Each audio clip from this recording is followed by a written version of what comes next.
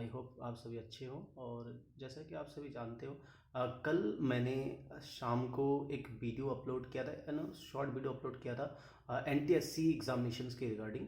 और उसमें एक बिग अनाउंसमेंट था बच्चों। तो आज मैं इसी के बारे में बात करना चाह रहा हूँ, क्योंकि कई लोगों ने कमेंट किया, मुझे अच्छा लगा कि कुछ बच्चे इससे इंटरेस्टेड है जो एनटीएससी एग्ज़ाम करे। तो आखिर ये एनटीएससी एग्ज़ाम है क्या, किस लिए हम इसकी प्रिपरेशन करें, 9th 10th में रहते हुए क्या हम किसी एक अच्छे लेवल की परीक्षा की तैयारी कर सकते हैं। क्योंकि हम मैक्सिमम बच्चे जानते हैं कि ज़्यादातर जो कंपटीशन के एग्ज़ाम में बच्चे बैठते हैं, चाहे वो अच्छे कॉलेजेस के लिए हो, वो 11th 12th के बाद होती है।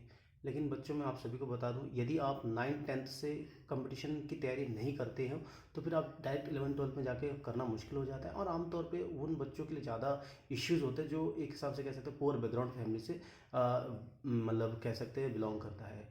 क्योंकि अगर बच्चा आज ही से ही प्रिपरेशन शुरू कर दे, इवन 9th 10th, क्योंकि ये टाइम होता है एक्चुअली टीन एजर्स का, जिसमें बच्चों को अगर सही दिशा सही गाइडलाइन ना मिले तो कहीं ना कहीं बच्चे एक गलत दिशा के इसमें जा सकते हैं। तो बच्चों में बातें इधर उधर की ना करके सीधे पॉइंट पे आ जाता हूँ। तो बच्चों मैं आज आपको एनटीएससी के बारे में कुछ और इन्फॉर्मेशन जानकारी आपको देने वाला हूँ। तो बच्चों आइए बात करते हैं। हाँ, तो बच्चों में कह रहा था कि आप देख सकते हैं एक एनटीएससी की बुक मेरे पास रखी हुई है। देखिए, एनटीएससी एक्सप्लोरर लिखा हुआ है। एक्सप्लोर का मतलब ही आप समझ सकते हैं कि जहाँ पे हम नई नई चीज़ों को देखते हैं।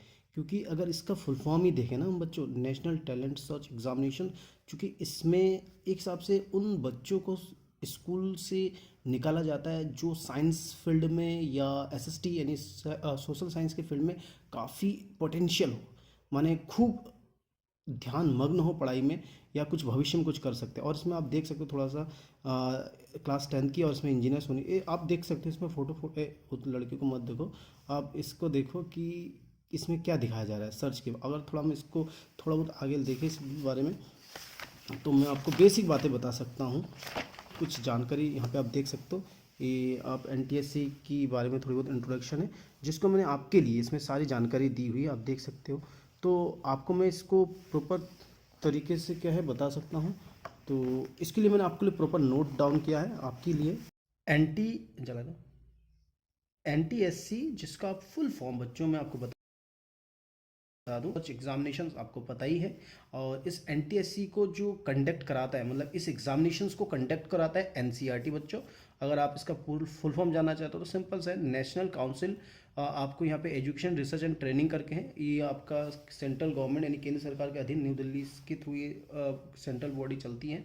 अब बहुत इंपॉर्टेंट बात आती है कि आखिर ये एग्ज़ाम कौन दे सकता है। तो मैं आपको बता दूं, यहाँ एग्ज़ाम 10th के वो स्टूडेंट दे सकते हैं जो अपेयरिंग है, मतलब सीधा सा कहना 10th के स्टूडेंट दे सकते हैं। लेकिन इसके लिए भी कंडीशन है जो कि हम देखते रहेंगे। तो ये जो एनटीएससी की एग्ज़ाम कंडक्ट कराई जाती है वो प्रत्येक साल यानी एवरी ईयर इसे कंडक्ट कराया जाता है। अब बात आती है ये एग्ज़ाम क्या सिर्फ साइंस के लिए क्या, तो सिंपली कह सकता हूँ ये साइंस और एसएसटी दोनों के लिए कराई जाती है। साइंस के साथ साथ एसएसटी मतलब सोशल स्टडीज के लिए, और वो उन बच्चों के लिए, मैं बार बार कह रहा हूँ एनटीएससी ये मजाक नहीं है। एनटीएससी सिंपली कह सकता हूँ उन बच्चों के लिए जो हायर स्टडी करना चाहता है, अपने अपने विषय इंटरेस्ट, जिसमें आपका इंटरेस्ट ऑफ एरिया है। जैसे किसी के साइंस में इंटरेस्ट है बहुत ज़्यादा, तो साइंस में हायर स्टडी करने के लिए, मतलब आप समझ सकते हैं बीएससी कर सकता है, कर सकता है, एंड वट एवर उस पर हायर स्टडी से मेरा मतलब क्या, उससे आगे भी पढ़ाई आप इस टैलेंट सर्च एग्जाम की स्कॉलरशिप से आप कर सकते हैं। दूसरा सोशल स्टडीज़ के, इसमें भी आप फिलोसफी के जो भी कोर्सेज है वो आप कर सकते हो। मतलब बहुत सारे कोर्सेज हैं। बेसिकली मैं आपको साइंस पे ज़्यादा बात करूँगा क्योंकि मेरा भी बैकग्राउंड इसी से है। तो अब बात करते हैं कि इस एग्ज़ाम को कितने फेसेस में कराया जाती है, या इस एग्ज़ाम को किस तरीके से कंडक्ट होता है, इसके लिए क्या जरूरी है। तो मैं बता दूं, ये एग्ज़ाम जो है 2 फेज में कंडक्ट जाती है। सबसे पहली बात, ये एग्ज़ाम एक स्टेप में नहीं बेटा 2 स्टेप में हो जाएगा, यानी 2 फेज कह सकते हैं। स्टेज 1 कहेंगे और एक तक स्टेज 2 होगा। तो स्टेज 1 यानी पहली जो आपकी एग्जाम, जिसको हम एक तरीके से प्री कह सकते हैं बेटा, क्या कह सकते हैं प्री। और स्टेज 2 हम एक हिसाब से कह सकते हैं मेंस कह सकते हैं, जो आप समझ सकते हैं। प्री यानी कि प्रिलिमिनरी टेस्ट या स्टेज 1 जो होता है वो स्टेट कंडक्ट करता है, यानी स्टेट लेवल का होता है। जैसे कि मैं आपको बता दूं, हर स्टेट की अपनी अपनी टाइम पीरियड होती है, वो अपने हिसाब से एग्जाम को कंडक्ट कराता है।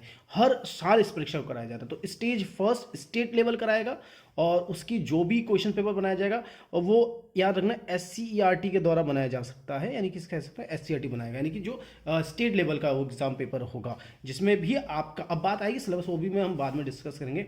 दूसरा, अगर मान लीजिए आपको स्टेज 2 देना है तो उसके लिए भी एक रूल है, सिंपली आपको स्टेज फर्स्ट क्या है, क्वालिफाई होना चाहिए। अगर आप स्टेज फर्स्ट क्वालिफाई नहीं करेंगे तो आपको NCERT जो उसको कंडक्ट करेगा उसमें आप बैठ नहीं पाएंगे। याद रखना, आप अब प्रश्न आता है कि सर हमें स्कॉलरशिप किस बेस पे मिलेगा, तो मैं कह सकता हूं दोनों स्टेज के यदि आप एग्जाम क्वालिफाई करेंगे, साथ में उनके स्कोर होगा, उस स्कोर को एवरेज निकाला जाएगा, उस एवरेज के बेस में आपकी मेरिट बनेगी, उसके बेस पे आपको स्कॉलरशिप दी जाएगी। अब बात आती है सर यहाँ एग्जाम की जो मोड होगी, यानी ये एग्जाम किस मोड में हम देंगे, ऑफलाइन या तो ऑनलाइन, तो कह सकते हैं दोनों मोड में ये एग्जाम कंडक्ट कराई जाती है, ऑफलाइन भी और ऑनलाइन। वो डिपेंड करता है उस सिचुएशन, उस समय की मांग की, कि उस समय क्या चल रहा है, इफ एंड केस वाली बात है। मान लो यदि कोरोना काल है केस तो उसमें मे भी ऑनलाइन करा दिया जाए, अगर मान लो नॉर्मल कंडीशन है ऑफलाइन, या तो नंबर ऑफ कैंडिडेट या नंबर ऑफ स्टूडेंट कम फॉर्म फिल करते तो वो आसान हो जाएगा उनके लिए ऑनलाइन कराना, अगर ज़्यादा हो गया तो वो ऑफलाइन भी करा सकते, वो उनके हिसाब से कराते हैं।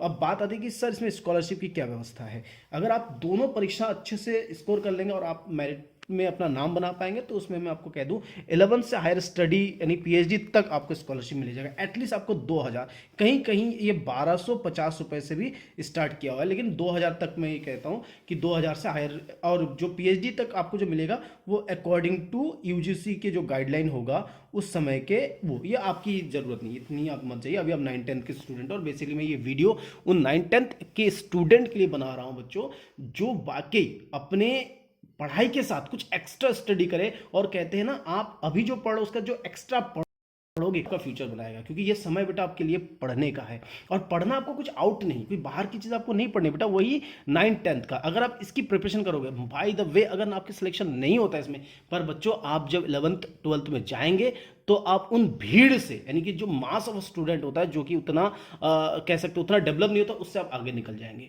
और कहीं ना कहीं इस परीक्षा पे बैठने से जो आप एक्सपीरियंस करोगे, तो आने वाले जो भी कंपटीशन में आप बैठेंगे, जो कि आज के समय की बहुत मतलब कह सकते हैं मोस्ट ऑफ द स्टूडेंट की जो बेसिक डिमांड है, वो आप देख रहे हो, जे मेंस निकालना हो या नीट की एग्जाम देना, जो भी हो, तो मैं आगे की बात करता हूँ। आगे बात आती है क्राइटेरिया, इसके लिए क्या वो सीमा बना दी, क्या मानक है, उसके लिए हम बात करते हैं। तो सबसे सिंपल सी मानक उन्होंने कहा कि वही कैंडिडेट जिसमें अपेयर होगा जिसकी एज जो होगा वो 18 या उससे कम आयु का होगा, यानी कि उसके बाद वाला बच्चा नहीं भर सकता। यानी एज का बड़ा रोल है, यानी आप देख सकेंगे आपकी उम्र जो है 18 साल से कम हो, और थोड़ा बहुत इसमें रिलैक्सेशन की भी व्यवस्था है। रिलैक्सेशन मतलब आरक्षण, आरक्षण जिसके पास है, मतलब जो SC ST OBC इन लोगों को आरक्षण के थ्रू उनको थोड़ा एज में रिलैक्सेशन मिलेगा, मे बी वो 19 साल तक या 21 साल, वो वटेवर वो गाइडलाइन आएगी, उसके लिए आप देख सकते हैं। लेकिन हाँ कि रिलैक्सेशन की व्यवस्था है रिजर्व कैंडिडेट के लिए। साथ ही साथ सर इसके लिए दूसरी क्या क्वालिफिकेशन है, पहली बात तो अगर आप तभी में 60% या उससे एवब नंबर आपने लाए होंगे, ये आप याद रखना। अब याद रखना स्टेज 1 की बात करें, स्टेज 1 वाले एग्जाम में बैठने के लिए आपको क्या करना होगा। तो सबसे पहले तो आप समझिएगा, आप किसी भी भारत के किसी भी स्टेट के किसी भी कोने में आप रहते हो, कोई मैटर नहीं करता, आप या तो प्राइवेट स्कूल में अपनी पढ़ाई कर रहे हो, या तो गवर्नमेंट, या फिर आप ओपन। इन्होंने बहुत अच्छी बात की, अगर आप ओपन स्कूल से भी एजुकेशन ले रहे हो तो इसके लिए कोई बाध्यता नहीं है, बस इसके लिए एक ही बाध्यता है कि आप 9th क्लास में 60+% के साथ उत्तीर्ण हो। दूसरी बात क्या है, आप 10th में अपियर हो, आप 10th क्लास में अभी स्टडी कर रहे, पढ़ रहे हो। दूसरी बात ये क्या है, किसी भी स्टेट से आप हो सकते हो, इसके लिए भी कोई दिक्कत नहीं है बेटा। उसका नेक्स्ट बात मैं आपको बता दूं, अब स्टेज सेकंड के लिए, अब स्टेज सेकंड के लिए क्या क्राइटेरिया है बेटा, उसको हम देख लेते हैं। जैसे कि मैं आपको बता सकता हूं, जो स्टेज सेकंड है, स्टेज सेकंड के लिए आपको सिंपल ही भैया, मैंने आपको पहले कह दिया, स्टेज फर्स्ट क्वालिफाई होना चाहिए, जो कि स्टेट लेवल का है। और एक बहुत इंटरेस्टिंग बात है, इसमें जो बच्चे विदेश रहते हैं, जैसे कोई नेपाल रहता है, कोई चाइना, जापान, अमेरिका, वटेवर वो कहीं पे भी, तो वो हर कोई बच्चा क्या है इसके लिए एलिजिबल है। देख सकते हैं आप, मतलब दूसरे देश में पढ़ने वाले विद्यार्थी भी इसमें पार्टिसिपेट करते हैं, तो लेवल समझिए आप। अगर कोई बच्चा इसमें मेरिट में अपना नाम बना पाता तो इट इज़ अ वेरी, मतलब एक अचीवमेंट वो कह सकता है, क्योंकि आपकी कंपटीशन अब्रॉड के स्टूडेंट के साथ होने वाला है। अब हाँ, अब्रॉड स्टूडेंट तो खैर है नहीं, फिर भी मैं बोल दूँ ये इसके लिए क्या सिंपल सा कंडीशन है कि वो बच्चा पेपर देगा जो इसको यहाँ पढ़ना हो, वही इस तरीके से है। दूसरी बात आती है कि जो इसको सबमिशन, इस फॉर्म को किस तरीके से फिल करें, ठीक है। तो फिल कैसे की जाए इस फॉर्म को, इसको देख लो।